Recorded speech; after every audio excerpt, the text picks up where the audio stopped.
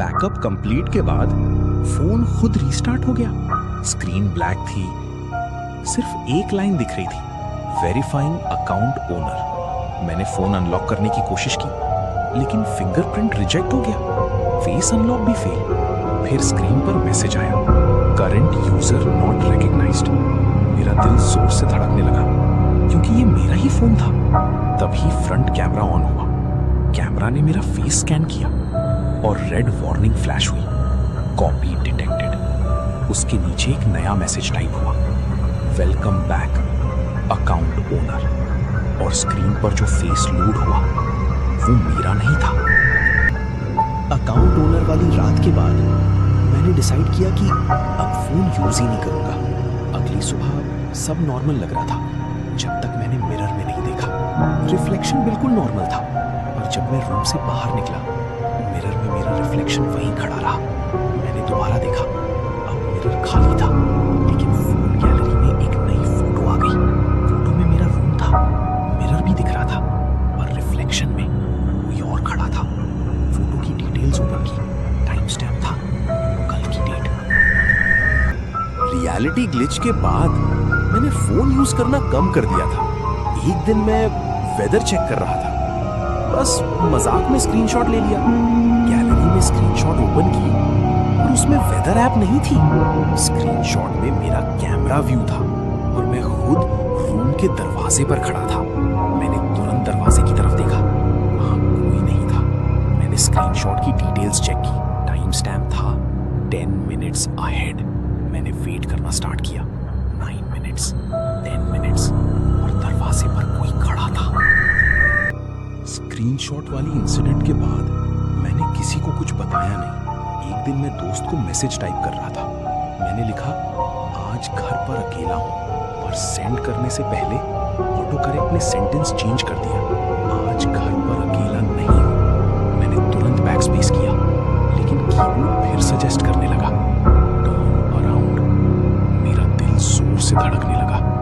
मैंने टाइप किया, रिप्लाई खुद लिखा गया, He is behind you। मैंने धीरे से मुड़कर देखा, रूम खाली था और कीबोर्ड ने लिखा, too late। ऑटो करेक्ट वाली रात के बाद मैंने फोन साइलेंट पर रख दिया। सुबह उठकर देखा, एक मिस्ड कॉल थी, नंबर अननोन था, पर कॉल ड्यूरेशन दिख रहा था 00। मैंने कॉल डिटेल्स ओपन की, उसके साथ एक वॉइस मेल अटैच्ड थी। मैंने प्ले किया। पहले सिर्फ भागने की आवाज आ रही थी, तेज सांसें, फिर किसी की घबराई हुई आवाज बोली, मत मुड़ना, वो तुम्हें देख लेगा। मैंने ध्यान से सुना, वो आवाज मेरी ही थी। वॉइस मेल की डेट कल की थी। फ्यूचर वाली मिस्ड कॉल के बाद मैंने फोन को टच करना भी कम कर दिया। एक दिन ब्राउजर खोला, बस हिस्ट्री क्लियर करने के लिए, और सर्च हिस्ट्री में कुछ अजीब था। वहां ऐसे सर्चेस थे जो मैंने कभी किए ही नहीं। How to hide from someone who knows your future, can reflections leave mirrors. मैंने घबरा कर और नीचे स्क्रॉल किया। आखिरी सर्च सिर्फ 5 मिनट पुरानी थी। उसमें लिखा था, what happens when he finds you. मैंने तुरंत हिस्ट्री डिटेल्स खोली। सर्च मेरी डिवाइस से हुई थी। टाइम स्टैम्प 2 मिनट्स फ्यूचर का था, और एक नई सर्च खुद टाइप होने लगी। सर्च हिस्ट्री वाली रात के बाद मैंने गैलरी ओपन की। सब फोटोज नॉर्मल थी, पर पता नहीं क्यों मैंने रिसेंटली डिलीटेड फोल्डर चेक किया। अंदर सिर्फ 3 फोटोज थी, जो मैंने कभी डिलीट नहीं की थी। पहली फोटो में मैं अपने रूम में खड़ा था, दूसरी फोटो में मैं दरवाजे की तरफ देख रहा था, तीसरी फोटो देखकर मेरा खून जम गया। उसमें मैं कैमरा के बिल्कुल पास था, जैसे फोटो लेने वाले को देख रहा हूं। मैंने डिटेल्स ओपन की।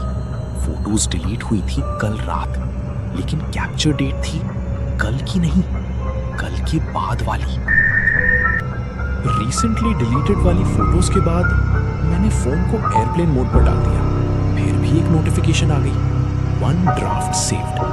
मैंने ईमेल ऐप खोली। ड्राफ्ट्स फोल्डर में सिर्फ एक ईमेल थी, सेंडर भी मैं था, रिसीवर भी मैं ही था। सब्जेक्ट लाइन पढ़ते ही मेरी सांसें रुक गई। I found him. मैंने ड्राफ्ट ओपन की। अंदर सिर्फ एक लाइन लिखी थी, he isn't in the mirror anymore. नीचे एक अटैचमेंट भी थी, एक फोटो। फोटो में मेरा रूम था, मिरर खाली था और बेड के नीचे 2 आंखें दिख रही थी।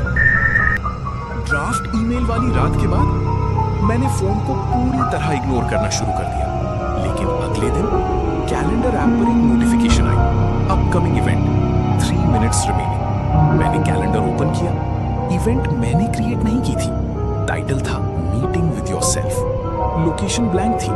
पार्टिसिपेंट्स सिर्फ 2 थे, मैं और मैं। काउंटडाउन 0 पर पहुंच गया। फोन वाइब्रेट हुआ। नई notification I, your guest has arrived, और रूम का दरवाजा धीरे से नॉक हुआ। मीटिंग विद योरसेल्फ वाली नॉक के बाद मैंने दरवाजा नहीं खोला। उस रात एक नई नोटिफिकेशन आई, 1 अनहर्ड वॉइस मैसेज। सेंडर का नाम देखकर मेरी सांसें रुक गई। यू।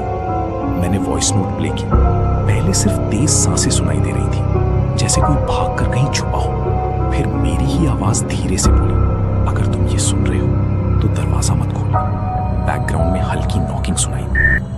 वॉइस नोट खत्म हुई और रूम के अंदर वाली नॉकिंग बंद नहीं हुई। मैंने पूरा रूम चेक किया।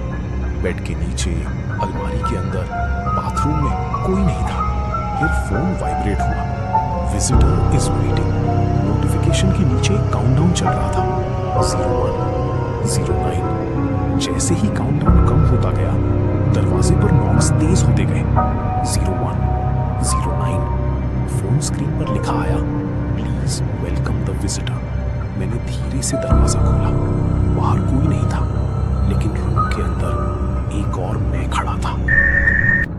रियलिटी नॉट फाउंड नोटिफिकेशन के बाद मैंने सोचा सब खत्म हो गया। सुबह उठा तो सब नॉर्मल लग रहा था।